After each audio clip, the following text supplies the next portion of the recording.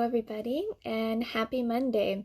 So, I wanted to get on here because I am starting a new Motivational Monday um, little video where I want to every Monday do a motivational message for people that are maybe feeling a little discouraged or need a boost in the right direction. I love to be motivating and inspiring.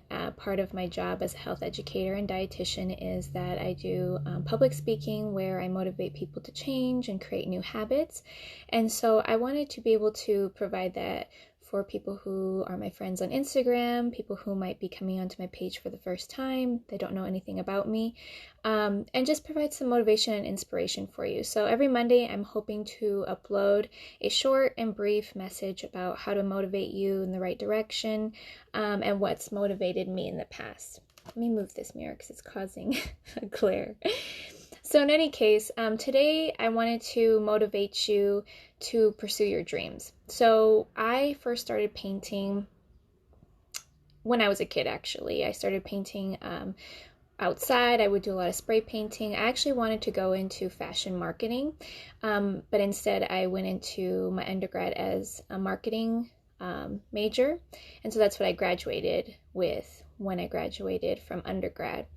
And I, of course, became a dietitian later, but at that time, I really wanted to do fashion. So as a child, I really liked fashion. I would create things. I would sew weird abstract things onto my clothing. I would mismatch, and that was something that I was really passionate about. And so I would also make stencils for my clothing, different designs, and I would spray paint that onto my clothes. So anybody who knew me as a kid or who's my best friend knows that I was really into that at that point.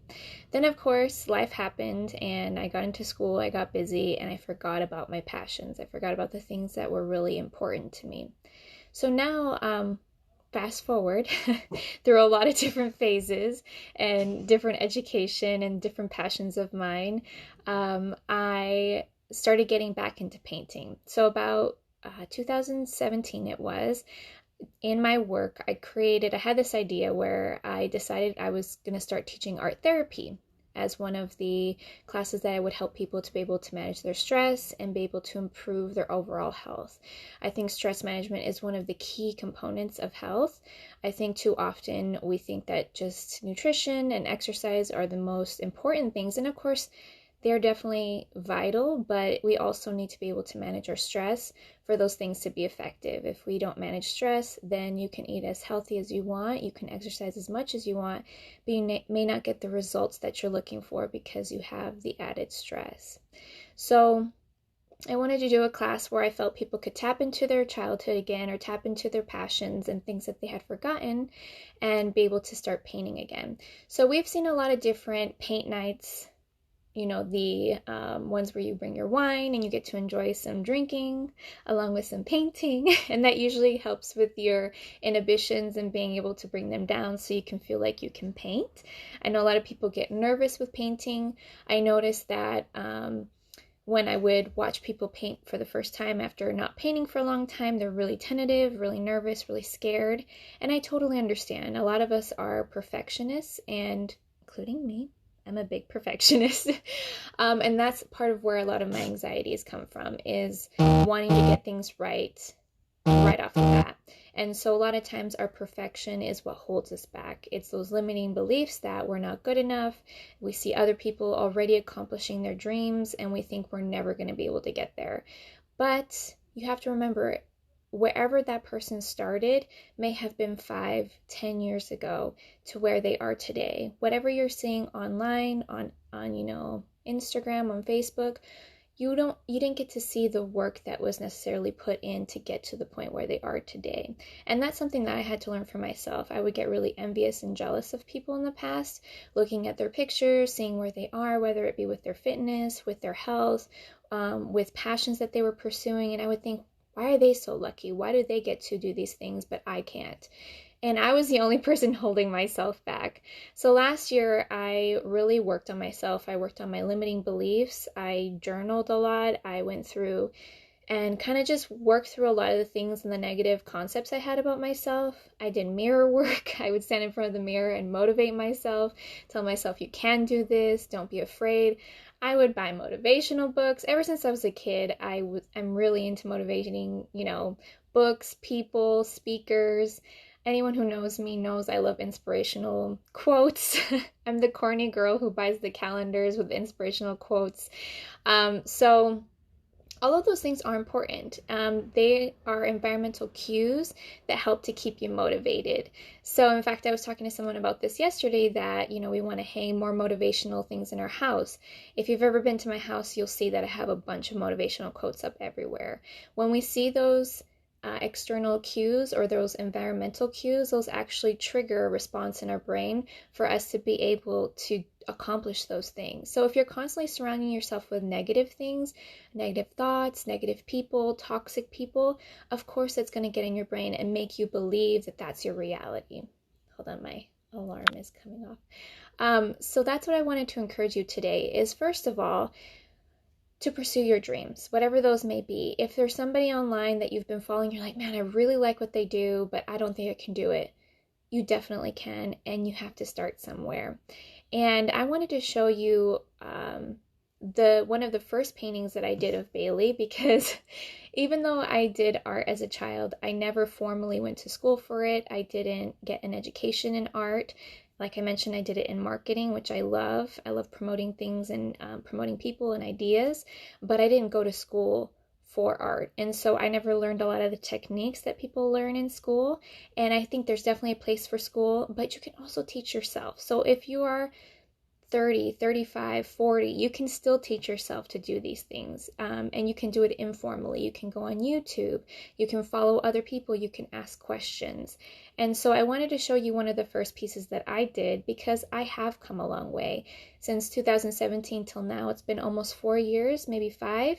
And that's what they say is the amount of time that it takes somebody to actually start to get better at their craft, better skills. And so that's where you start to see the people progressing, and maybe you start to follow those people that have those skills and you're thinking, man, how did they get there? It possibly took them about 5 to 10 years to get there. You just didn't see all the hard work, tears, and the muscle that they had to put into it to get to where they are. And trust me, when I first started painting, there was a lot of stress. People who know me pretty well will say, will this stress you out if I ask you to paint this? That was back in the day that they would ask me that. Now I'm more than happy to do paintings and I don't get stressed. But at that time I was nervous. I was afraid I wasn't going to produce quality work for people. That was really important to me to be able to provide that quality work. And I was afraid people wouldn't like my stuff, that if I posted it, I would always get so much anxiety about posting something, or even posting a video of myself is still hard, but I'm doing it because I know it's going to help me to overcome my fears. It's going to help me to help other people, which is one of my biggest things. Whoever this can help, I want to be able to do that. So that's why I'm doing these things that make me uncomfortable, just like exercising, just like eating healthfully. It's never going to feel that comfortable. It's always going to feel somewhat uncomfortable. But we keep pushing ourselves because that's how you achieve your dreams. So I've been talking about this painting, and I'm going to show it to you now. I have this hanging up in my room, my other room, because I want it to remind me of where I began. This is one of the first paintings I painted. The absolute first painting I painted was of a flower. I just decided one day after I'd been teaching the art therapy classes for a while that I would just start painting myself at home. So I pulled out a canvas and I just went for it. And I thought to myself, like, hey, I actually really enjoy this. This is something that I want to continue pursuing and getting better at this craft. And so fast forward, I just started painting more animals. I love animals. Who would have known? I didn't even know I liked animals. Before Paul, I didn't even know that I had a passion for animals. He was the one who encouraged us to get a dog, which at the time was like, absolutely not. I do not want to mess in the house. I'm OCD. I'm a perfectionist. I'm type A. I want things to be clean. And now I couldn't imagine life without my dogs. And I know people say that about their kids, but my dogs are like my children. So I absolutely love them. And I love animals. I love painting animals and insects and whatever it may be. I love things that are in nature. And so that was my first painting. And from that till now, you can definitely see that I've improved on my technique And just by learning as I went, I learned how to do fur better, eyes better, with more expression. And it's funny to see that and now and think like, wow, I started there. I did get stressed out a lot, but now I'm more confident in my craft and I want to continue to grow in my craft. And so, with anything else that I do in my life now, anytime I get discouraged or nervous or scared or anxious, which still happens often, I have those environmental cues that remind me, just like this art of Bailey, just like those motivational quotes I have up. Sometimes I have bracelets I wear that say strength, that people have asked me about, like, what does that mean to you? Or things that say you're enough. And those things keep pushing me. They remind me that I have a background where I started somewhere and I grew because I put in the work and I put in the time and I put in the effort and I believed in myself. I also had people that believed in me. I had about, a core group of people that I constantly went to for affirmations, my cheerleaders, my people that would encourage me to keep going. And I also had God on my side. So that was also something that I would pray a lot about, and I would ask Him for wisdom and His will to be done in my life. So with those things, I'm so blessed, so grateful to have those things in my life because they've encouraged me to keep going, keep pursuing my passions, and it's never too late for you to do that. A lot of people think they're too old, or an old dog can't learn new tricks. You absolutely can. You absolutely can learn new habits, new tools, new techniques. You want to lose weight? You can do it. You want to eat healthier? You can do it. You want to learn to paint? You can do it. You want to learn the piano? You can do it. You want to start a garden? Go for it. You want to start reading? Pick up a book. You want to get better at your makeup? Go ahead and order, some inexpensive makeup and start today. You want to learn how to cut hair? You can totally do that. There's so many resources for us to tap into to be able to pursue our dreams that you just have to believe in yourself and you have to believe that you can do it. And that starts with overcoming those limiting beliefs. So I'll leave you with this, a little action tool, because I always do that with my classes, is that with everything that I've said, you might only retain a certain amount of it, but the one thing I want you to do is to take action, and that would be writing down 3 to 5 of your limiting beliefs. What do you believe about yourself that you can accomplish? Whether it be you think you're too old to start now, maybe you think that you're not fit enough to start an exercise routine, that you don't have the skills to start a painting, whatever it may be. I want you to write that down. And I want you to write the response to it. So it would be, I think I'm too old. You would write back, you're never too old to start. Unless you're dead and in the grave, you're not too old. You can start a hobby anytime. So I could say so much more about this. I'm a talker. I love public speaking, even though I still get nervous about it.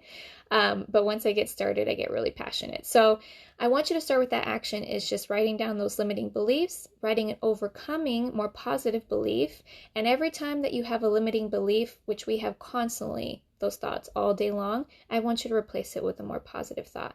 Over time, you will become a more positive individual. You will start seeing changes in your life, and you will start pursuing your dreams. If you have any questions, feel free to reach out to me. You can DM me. I love motivating people. I love helping people. And so, again, I'm not perfect, but I do have some things that I've learned along the way that I'd like to share with you guys. So tune in for the next Monday. I will hope to make the next one a little bit shorter. I'm still learning as I go and trying to reel in my thoughts and my words. So hopefully you bore with me. I think that's a word. And you were able to get something out of this message. And if you did, please DM me. I would love to hear some of your thoughts and your responses. Have a wonderful rest of your day.